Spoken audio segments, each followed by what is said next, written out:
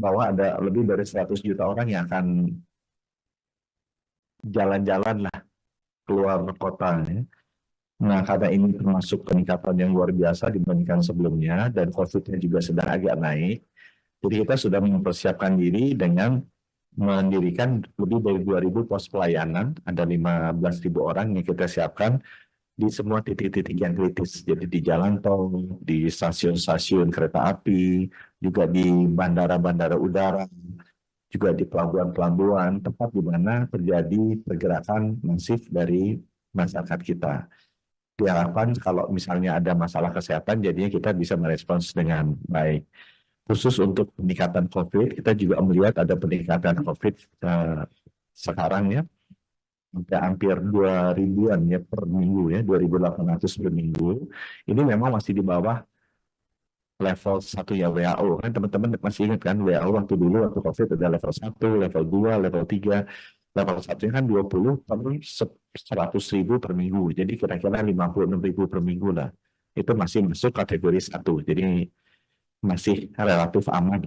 Nah, kita sekarang 2.800 per minggu.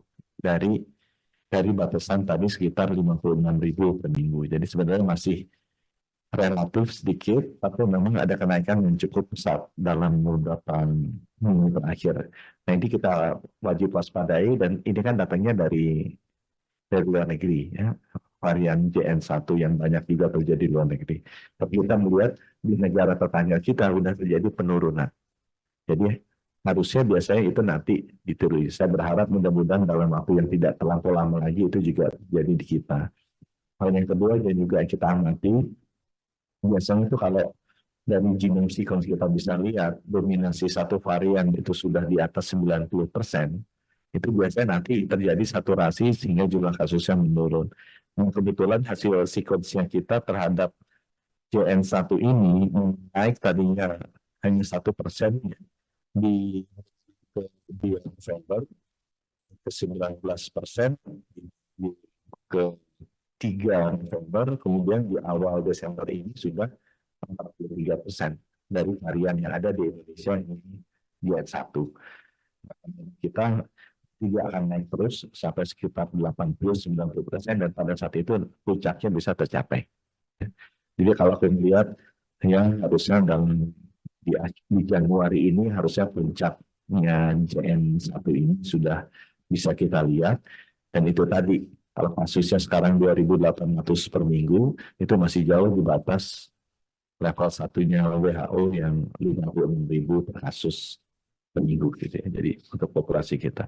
Jadi saya rasa sih masih dalam kondisi yang tidak terlalu mengkhawatirkan. Mungkin misalnya buat teman-teman yang mau mudik atau keluar kota, terutama kalau pakai angkutan umum yang memang padat, ya gunakan masker, nggak ada salahnya. Apalagi kalau kitanya juga sedang merasa nggak enak badan atau kondisi yang kurang fit, juga melihat tetangga-tetangga kita juga ada yang batuk-batuk, ya itu lebih baik kita pasang pakai masker. Dan yang untuk sekarang vaksinnya masih ada, cari aja tuh di puskesmas ya, untuk bisa mendapatkan vaksin tambahan. Sehingga kan itu bisa mengurangi keparahan lah, kalau kita misalnya nanti terkena dan mempercepat kesembuhan.